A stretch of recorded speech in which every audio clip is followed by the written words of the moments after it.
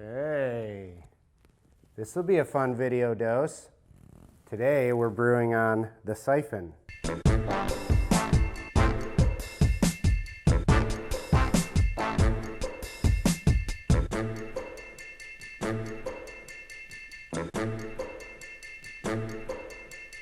The Siphon is a really interesting brew method. It's obviously really intriguing looking and fun to use. And the thing about it is it actually makes a really nice, smooth cup of coffee if you know what you're doing. People think it's finicky, but if you follow certain routines, just like anything else, you can make a great cup of coffee on it. So let me show you some of those routines. The first thing we're going to do here is we're going to remove the hopper. Put that right in the lid there, and then we will fill up the bulb, the bottom part here, with 300 grams of already hot water. Sometimes I've heard people say to use cold water to start. That doesn't make any sense to me. There's no real benefit to it. It just makes everything take longer. So we're gonna jump start that and just start hot. Of course, you can weigh this out ahead of time if you want to, so you don't have to be so worried about getting it exact right in this bulb here. We're ready to go there. I will put that on the heat all the way up. I've got a beam heater here that I'm using, but you can also use a sterno. You can use lots of different things that create fire in order to get that water to start boiling up into the hopper, the upper compartment. So while that water's heating up, we'll take our filter here. It's a cloth filter, so it's important to soak it in hot water for a few minutes before you start brewing. And it's also important to keep it in the fridge in a sealed container of cold water when you're not using it. So I'll drop that into the hopper here. It's got a little spring. I'll just pull and latch that, make sure it's straight, and we can put that here into the bulb.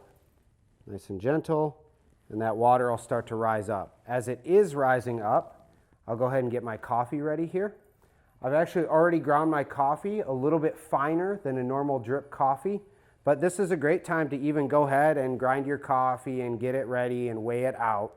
We're using 25 grams of half-wits Kenya, so I've got 25 grams here, and what I'm waiting for is for the water to rise from the lower chamber to the upper chamber until there's only a tiny little bit of water down here and no more can come up. It's almost like if you think of when you are a kid and you're drinking a soda at a restaurant or something and you're trying to get all the last little liquid out of there, and we'll get to that point where we've got all the water that the straw, the siphon tube, can get up, and then we just have a little bit left in the bottom. And it's nice that there's a little left in the bottom, because otherwise the heat from this beam heater might just shatter the glass, and this would be an entirely different video.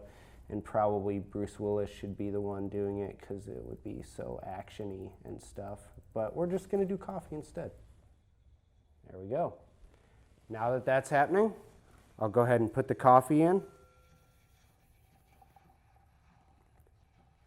And then I'm going to gently make sure that all the coffee is submerged in the water, so it's all brewing evenly.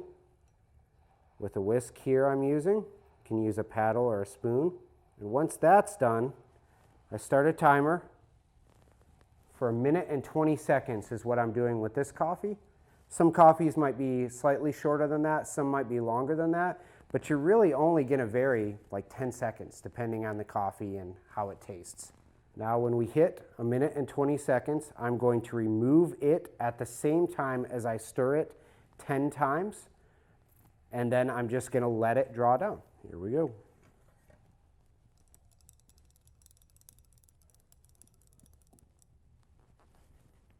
See how it just starts to appear almost right away, drawing back down into the lower chamber?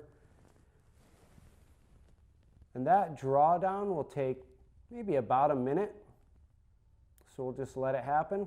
And what we're looking for from the grounds to tell us that nothing crazy happened while we were brewing is just a nice mound of grounds. It'll be evenly mounded over top of the filter there, and it looks like we are getting that. Starting to bubble as the liquid is mostly in the lower chamber, and there's some air being brought down there as well. So What you want to do is wait until, as the blue bottle people say in their brewing guide, you wait until that bubbling is the strength and pace of a kitten's heartbeat. So I would encourage you to do some research on that if you are unsure what that means exactly. Find some kittens, hold them, judge their heartbeat, because this is probably the most technical part of the whole brewing process. I'm going to call that kitten heartbeat. Go ahead and take the hopper off. Nice thing about these Hario siphons is that the lids are actually holders for the hoppers. So I can set that right in there. And then I can pour it right out of here. Got a couple mugs, share with a friend. But the thing that I will tell you about this is that siphon coffee, by the virtue of the nature in how it's brewed, is very hot.